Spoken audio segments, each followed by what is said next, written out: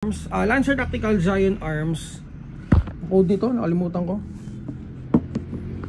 ZA-PTW9 Mod 1 SB. Ito yung pinakamaikling Giant Arms. So full metal siya. Metal yung front assembly, metal yung receiver. And then yan yung magazine niya, naka stick mag.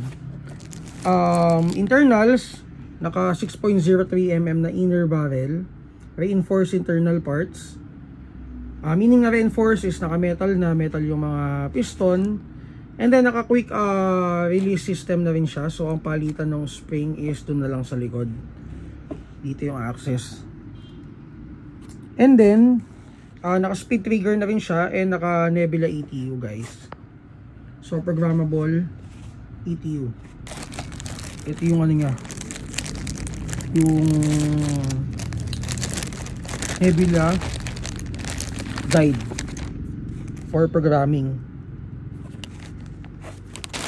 And then may kasama ng BB loader, kasama na rin yung case. So ang price niya is 11,000. Ito-test natin siya ngayon, and then shoutout kay Sir Alfahid. Game. Test natin. Check natin kung ilan ng chrono.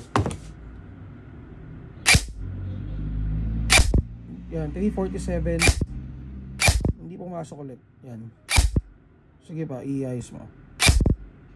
Yan, auto.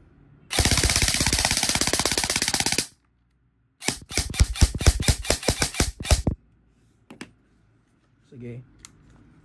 For details, PM lang kayo sa page natin, masasabi siya.